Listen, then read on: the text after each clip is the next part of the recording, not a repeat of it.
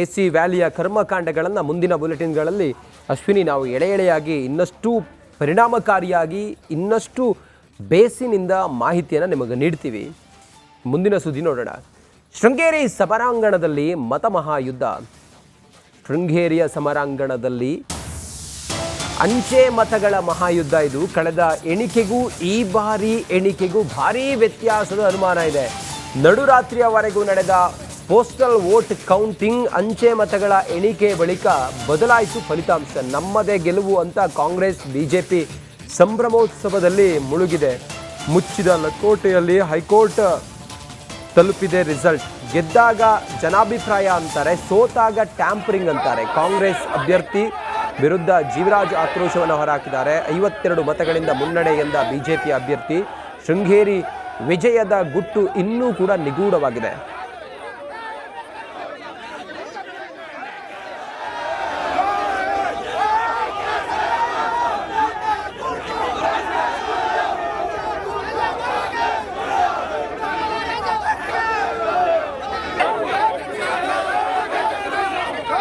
ಏನು ಇನ್ವ್ಯಾಲಿಡ್ ಅಂತೇಳಿ ಆಗ ತೆಗೆದಿತ್ತು, ಅದರಲ್ಲಿ ಡಿಕ್ಲರೇಷನ್ ಕಡಿಮೆ ಯಾವ್ಯಾವಕ್ಕಿಲ್ಲ ಅಂತ ಹೇಳುವಂಥವನ್ನ ನೋಡಿ ಅವನ್ನ ಕೈ ಬಿಟ್ಟಿದ್ದಾರೆ. ಉಳಿದಿರುವಂತೆ ಅದರಲ್ಲಿ ಎಷ್ಟು ವ್ಯಾಲಿಡ್ ಬಂದಿದೆ ಅದನ್ನು ತಗೊಂಡು ಮತ್ತು ನನ್ನ ವ್ಯಾಲಿಡ್ ಎಷ್ಟಿದೆ ಮತ್ತು ನನ್ನ ಎದುರುಗಡೆ ಇದ್ದಂಥ ಅಭ್ಯರ್ಥಿದು ವ್ಯಾಲಿಡ್ ಎಷ್ಟಿದೆ ಅಷ್ಟನ್ನು ಲೆಕ್ಕಾಚಾರ ಮಾಡಿದಾಗ ಈಗಿನ ಪ್ರಕಾರ ನನಗೆ ಬಹುಮತ ಬರುತ್ತೆ. ಎಲೆಕ್ಷನ್ ಕಮಿಷನರಿಗೆ ಕಳಿಸ್ತೀವಿ, ಎಲೆಕ್ಷನ್ ಕಮಿಷನರಿಂದ ಮುಂದೆ ನಿರ್ಧಾರ ಮಾಡ್ತೀವಿ ಅಂತೇಳಿ ಹೇಳಿದ್ದಾರೆ. ಹಾಗಾಗಿ ನಾನು ಆದೇಶವನ್ನು ಎದುರು ನೋಡ್ತೇನೆ. ಮತ್ತು ಅವತ್ತು 2023 ಮೇ 13 ಸಂಜೆ ನಾವೇನು ಅರ್ಜಿ ಕೊಟ್ಟಿದ್ವಿ, ಇನ್ವ್ಯಾಲಿಡ್ ವೋಟ್ಗಳನ್ನು ವ್ಯಾಲಿಡ್ ಮಾಡಿದ್ದೀರಿ ಅಂಥೇಳಿ, ಮತ್ತು ಈ 3 ವರ್ಷಗಳ ಸತತ ನಾನು ಏನು ಹೋರಾಟ ಮಾಡಿದ್ದೆ ಆ ಹೋರಾಟಕ್ಕೆ ಜಯ ಸಿಕ್ಕಿದೆ ಅಂಥೇಳಿ ನಾನು ಭಾವಿಸ್ತೀನಿ. ಈಗ ಆ ಅಂಕಿಅಂಶಗಳನ್ನು ಇದನ್ನೆಲ್ಲ ಇನ್ನು ಪೂರ್ಣ ಪ್ರಮಾಣದಲ್ಲಿ ಅವ್ರು ಕೊಡ್ತಾರೆ. ಈಗಿನ ಪ್ರಕಾರದಲ್ಲಿ ನಮಗೆ ಬಹುಮತ ಆಗುತ್ತೆ. ಏನು ಇನ್ವ್ಯಾಲಿಡ್ ಅಂತೇಳಿ ಹಿಂದೆ ಏನು ಬಂಡಲ್ ಮಾಡಿದ್ರು, ರಾಜೇಗೌಡ ಇಷ್ಟು ಮತ್ತು ಜೀವರಾಜ್ ಇಷ್ಟು ಇನ್ನೊಂದಿಷ್ಟು ಅಂತ ಪ್ರತಿ ಒಂದು ರೌಂಡ್ ವೈಸು ಎಣಿಕೆ ಮಾಡಿ ಬಂಡ್ಲು ಮಾಡಿ ಇಟ್ಟಿದ್ರು. ಆ ಬಂಡ್ಲುಗಳನ್ನೇ ಏನು ಅವರೆಲ್ಲರೂ ಎಲ್ಲ ಇಂಡಿಪೆಂಡೆಂಟ್ ಕ್ಯಾಂಡಿಡೇಟ್ಗಳು, ಏಜೆಂಟು ಸಂಪೂರ್ಣ ಪರಿಶೀಲನೆ ಮಾಡಿ ಬಂಡ್ಲು ಮಾಡಿದ್ದಾರೆ. ಆ ಬಂಡ್ಲುಗಳನ್ನ ತೆಗೆದುಬಿಟ್ಟು ಬಂಡ್ಲನ್ನೇ ಟ್ಯಾಂಪರಿಂಗ್ ಮಾಡಿದ್ದಾರೆ. ಅಂದರೆ ಅದ್ರ ಮೇಲೆ ಈಗ ನನಗೆ ಟಿ ಡಿ ರಾಜೇಗೌಡ ಅಂತ ಓಟ್ ಹಾಕಿದ್ದಾರೆ, ಸಿಂಗಲ್ ಓಟ್. ಅದಕ್ಕೆ ಯಾರಿಗೆ ಇನ್ನೊಂದಕ್ಕೆ ಟಿಕ್ ಮಾಡಿದ್ದಾರೆ, ರೈಟ್ ಮಾರ್ಕ್. ಅದು ಒಂದೇ ಪೆನ್ನಲ್ಲಿ ಬೇರೆ ಥರ ಮಾಡಿದ್ದಾರೆ. ಆ ಮಾರ್ಕ್ ಮಾಡಿದ್ದನ್ನು ಟ್ಯಾಲಿ ಆಗ್ತಾಯಿಲ್ಲ. ಬೇರೆ ಇಂಕನ್ನು ಬೇರೆ ಇಂಕನ್ನು ಬಳಸಿದ್ದಾರೆ. ಅದು ಕ್ಲೀನಾಗಿ ಕಾಣ್ತಾ ಉಂಟು ನೋಡಿದಾಗ. ಇನ್ವಾಲ್ವ್ ಮಾಡಿರೋದು ನಾವು 158 ವೋಟ್. ಇದು ವಿವಾದ ಯಾಕಾಯಿತು, ಏನಾಯಿತು, ಏನು ಕತೆ, ಕೋರ್ಟ್ ಯಾಕೆ ಹೋಯಿತು ಅಂತೇಳಿ ಎಲ್ಲ ನೋಡ್ತಾ ಹೋದರೆ, ಶೃಂಗೇರಿ ವಿಧಾನಸಭಾ ಕ್ಷೇತ್ರದ ಎಲೆಕ್ಷನ್ 2023 ಆಯ್ತಲ್ಲ, ಕೇವಲ ಸಾರ್ವತ್ರಿಕ ಚುನಾವಣೆಯಲ್ಲಿ ಶೃಂಗೇರಿ ವಿಧಾನಸಭಾ ಕ್ಷೇತ್ರ ಕೂಡ ಒಂದು. ಅದರಲ್ಲಿ ಗೆದ್ದಿರುವಂಥ ರಾಜೇಗೌಡರು, ಕಾಂಗ್ರೆಸ್ನಿಂದ ಗೆದ್ದಿರುವಂಥ ರಾಜೇಗೌಡರು 209 ಮತಗಳ ಅಂತರದಲ್ಲಿ ಗೆಲ್ತಾರೆ. ಅಲ್ಲಿ ಪೋಸ್ಟಲ್ ವೋಟ್ ಇರೋದು, ಅಂಚೆ ಮತಗಳಿರೋದು 1811. ಅದರಲ್ಲಿ 279 ಮತಗಳು ತಿರಸ್ಕಾರ ಆಗಿದೆ ಅನ್ನೋದು ಬಿಜೆಪಿಯ ಅಭ್ಯರ್ಥಿ ಜೀವರಾಜ್ ಅವರ ಆರೋಪ ಆಗಿತ್ತು. ಹೀಗಾಗಿ ಅಲ್ಲಿ ಕೋರ್ಟ್ ಮೊರೆ ಹೋಗ್ತಾರೆ. ಈಗ ಮತ್ತೆ ಮರು ಎಣಿಕೆ, ಅದು ಅಂಚೆ ಮತಗಳ ಮರು ಎಣಿಕೆ ಅನ್ನೋದು ಕೋರ್ಟ್ ತೀರ್ಪು ಕೊಡುತ್ತೆ. ನಿನ್ನೆ ಮರು ಎಣಿಕೆ ಆಗಿದೆ. ಆಗ ಹಿಂಗಾಗಿದೆ, ನಾನು ಗೆದ್ದಿದ್ದೀನಿ ಅಂತೇಳಿ ಜೀವರಾಜ್ ಅವರ ವಿಚಾರ. ಎಸ್, ರಿಸಲ್ಟ್ ಫೈನಲ್ ಏನಾಗುತ್ತೆ ಅನ್ನೋದನ್ನು ನೋಡಬೇಕಾಗಿದೆ. ಚೇತನ್ ಪದ್ಮಶಾಲಿ ಸಂಪರ್ಕದಲ್ಲಿದ್ದಾರೆ, ದೂರವಾಣಿ ಸಂಪರ್ಕದಲ್ಲಿ ನಮ್ಮ ಪ್ರತಿನಿಧಿ. ಚೇತನ್ನ, ಹೇಗಿದೆ ಗ್ರೌಂಡ್, ಹೇಗಿದೆ, ಯಾವ ರೀತಿ ವೋಟಿಂಗ್ ಆಯಿತು, ಮತ್ತು ಯಾವ ರೀತಿಯ ಬದಲಾವಣೆಗಳನ್ನು ನಿರೀಕ್ಷೆ ಮಾಡ್ಬೋದು, ಏನು ಕತೆ? Chetan, over to you.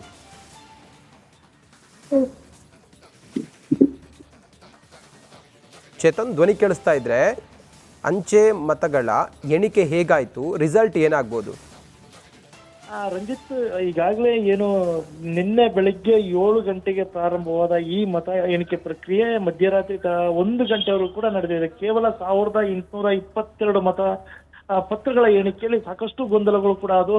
ಅದರಲ್ಲಿ ಇನ್ನು ಪ್ರಾರಂಭದಲ್ಲಿ ಏನೋ ಕಳೆದ 2023ರಲ್ಲಿ 1822ರಲ್ಲಿ 279 ಮತಗಳನ್ನ ಇನ್ವ್ಯಾಲಿಡ್ ಅಂತ ಮಾಡಲಾಗಿತ್ತು. ಅಂದ್ರೆ ಕೆಲವೊಂದು ಕಾರಣಗಳಿತ್ತು. ಅಂದ್ರೆ ಕಳಿಸುವಂತ ಸಂದರ್ಭದಲ್ಲಿ ಡಿಕ್ಲರೇಷನ್ ಸರಿ ಇಲ್ಲ, ಮತ್ತೆ ಕೆಲವೊಂದು ವಿಚಾರಗಳನ್ನ ಇಟ್ಟು ಅದನ್ನ 279 ಮತಗಳನ್ನ ಇನ್ವ್ಯಾಲಿಡ್ ಮಾಡಲಾಗಿತ್ತು.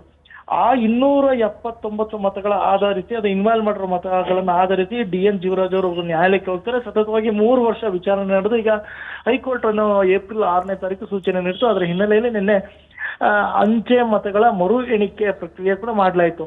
ಬೆಳಗಿನಿಂದಲೂ ಕೂಡ ಒಂದೆಡೆ ಹೈ ಡ್ರಾಮಾ ಶುರುವಾಯಿತು. ಅಂದ್ರೆ ಯಾವಾಗ ಚುನಾವಣಾ ಉಗ್ರಾಣದಲ್ಲಿದ್ದಂತ ಸಂದರ್ಭದಲ್ಲಿ ಅದನ್ನ ಬಾಕ್ಸ್ ಗಳನ್ನ ತರೋ ಸಂದರ್ಭದಲ್ಲಿ ಅಲ್ಲಿ ಓಪನ್ ಆಗಿದೆ ಅನ್ನುವಂತ ಆರೋಪ ಬಂತು.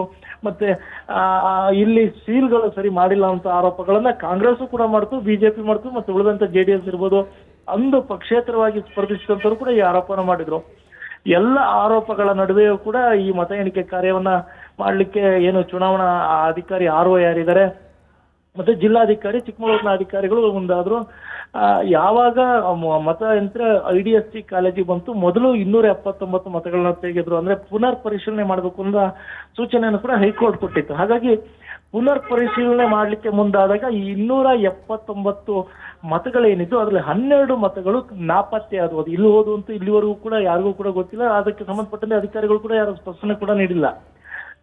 ಹಾಗಾಗಿ ನಿನ್ನೆ ಮಧ್ಯಾಹ್ನದವರೆಗೂ ಕೂಡ ಯಾವುದೇ ರೀತಿಯ ಮತ ಎಣಿಕೆ ಕಾರ್ಯ ನಡೆಯಲಿಲ್ಲ. ಕೇವಲ 12 ಮತಗಳ ಹುಡುಕಾಟವನ್ನು ಮಾತ್ರ ಮಾಡಿದ್ರು.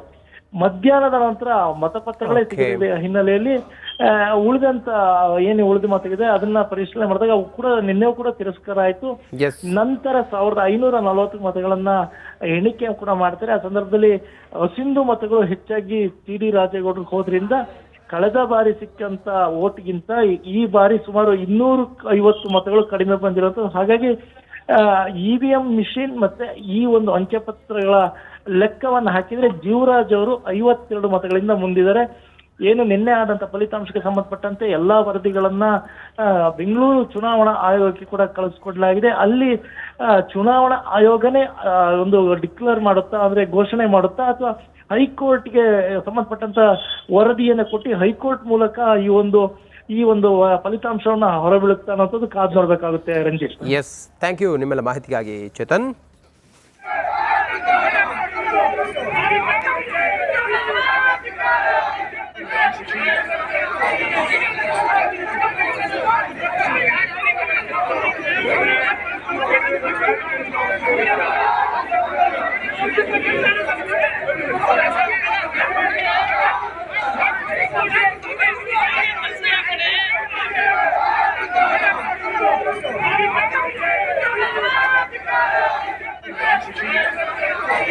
ಶೃಂಗೇರಿ ವಿಧಾನಸಭಾ ಕ್ಷೇತ್ರದ ಅಂಚೆ ಮತಗಳ ಎಣಿಕೆ ನಿನ್ನೆ ಬೆಳಿಗ್ಗೆ ಆರಂಭವಾದರೆ ರಾತ್ರಿ 1 ಗಂಟೆವರೆಗೂ ಕೂಡ ಏನೇನು ಗೊಂದಲ ಆಯಿತು ಅನ್ನೋದನ್ನು ತಾವು ನೋಡ್ತಾ ಇದ್ದೀರಿ. ಇದು ಅಂಚೆ ಮತಗಳ ಎಣಿಕೆಯಲ್ಲಿ ಉಂಟಾದಂಥ ಗೊಂದಲ. 2023ರಲ್ಲಿ ಮತದಾನ ನಡೆದು ಫಲಿತಾಂಶ ಬಂದು ರಾಜೇಗೌಡರು ಕ್ಷೇತ್ರದ ಶಾಸಕರಾಗಿ, ಆ ನಂತರ ಜೀವರಾಜ್ ಅವರು BJPಯಿಂದ ಪರಾಜಿತ ಅಭ್ಯರ್ಥಿ 209 ಮತಗಳ ಅಂತರದಲ್ಲಿ ಸೋತ ಜೀವರಾಜ್ ಅವರು ಕೋರ್ಟ್ ಮೊರೆ ಹೋಗಿದ್ರು. ಅಂಚೆ ಮತಗಳಲ್ಲಿ ಇಲ್ಲಿ ಗೊಂದಲ ಆಗಿದೆ. 296 ಮತಗಳು ಇಲ್ಲಿ ಅದು ವ್ಯಾಲಿಡ್ ಆಗಿಲ್ಲ ಅನ್ನೋ ರೀತಿಯಲ್ಲಿ ಅವರು ಕೋರ್ಟ್ ಮೊರೆ ಹೋಗಿದ್ರು. ಕೋರ್ಟ್ನಲ್ಲಿ ನಿರಂತರವಾಗಿ ವಿಚಾರಣೆ ಮತ್ತೊಂದು ಮಗದೊಂದಾದ ನಂತರ ಅಗೈನ್ ಈಗ ಮತ್ತೆ ಪೋಸ್ಟಲ್ ವೋಟ್ಗಳನ್ನು ಮತ್ತೆ ಮರು ಎಣಿಕೆ ಮಾಡಬೇಕು ಅನ್ನುವಂಥ ಆದೇಶ ಬರುತ್ತೆ. ಅದರಂತೆ ಮರು ಎಣಿಕೆ ಮಾಡಿದ ಸಮಯದಲ್ಲಿ ನಿನ್ನೆ ಏನೇನು ಗೊಂದಲ ಆಯಿತು ಅಲ್ಲಿ ಅನ್ನೋದನ್ನು ತಾವು ಗಮನಿಸ್ತಾ ಇದ್ರಿ.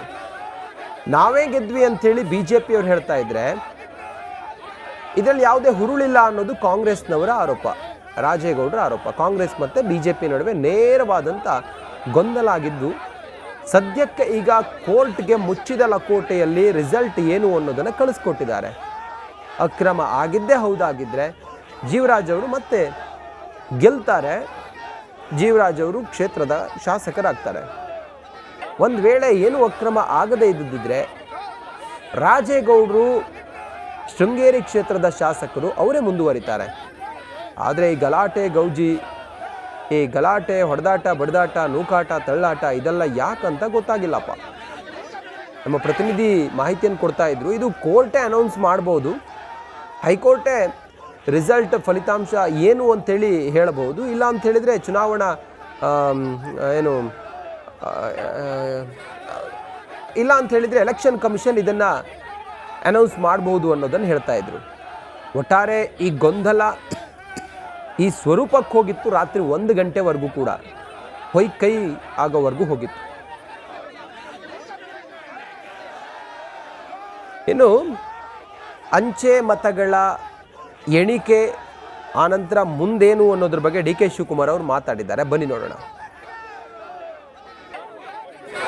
ಶೃಂಗೇರಿದು ಒಂದು ದೊಡ್ಡ ಕಾನ್ಸ್ಪಿರಸಿ, ಇಡೀ ದೇಶಕ್ಕೆ ಇಂಥ ಕ್ರಿಮಿನಲ್ ಆಕ್ಟಿವಿಟೀಸು ಮಾಡ್ತಾರೆ ಅನ್ನೋದು ಯಾರೂ ಊಹೆ ಮಾಡಲಿಕ್ಕೆ ಸಾಧ್ಯ ಇಲ್ಲ.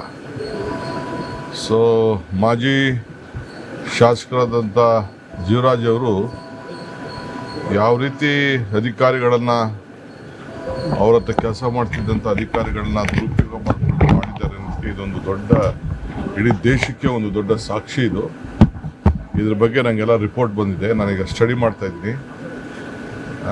ಈಗಾಗಲೇ ಎಲ್ಲ ಕಂಪ್ಲೀಟು ಯಾವ ರೀತಿ ಬ್ಯಾಲೆಟ್ ಬಾಕ್ಸ್ನ ಓಪನ್ ಮಾಡಿಸಿ ಏನೆಲ್ಲ ಮಾಡ್ಬೋದು, ಯಾವ ರೀತಿ ಕೋರ್ಟ್ಗೆ ಹೋಗಿ ಬರೀ ಪೋಸ್ಟಲ್ ಬ್ಯಾಲೆಟ್ನೇ ತಿರ್ಗಾ ಕೌಂಟ್ ಆಗಿದ್ದನ್ನ ತಿರ್ಗಾ ಇದನ್ನು ನೋಡಬೇಕು ಅಂತೇಳಿ ಮಾಡಿ ಅವ್ರದ್ದೇ ಆದಂಥ ಏಜೆಂಟು ಸಿಗ್ನೇಚರ್ ಮಾಡಿದ್ನ ಯಾವ ರೀತಿ ಒಂದು ಮಾಡಿದಾರಲ್ಲ, ಇಡೀ ದೇಶಕ್ಕೆ ಒಂದು ಸಿಸ್ಟಮೆಟಿಕ್ ಕ್ರೈಮ್ ಇದು, ಕ್ರಿಮಿನಲ್ ಆ್ಯಕ್ಟಿವಿಟಿ.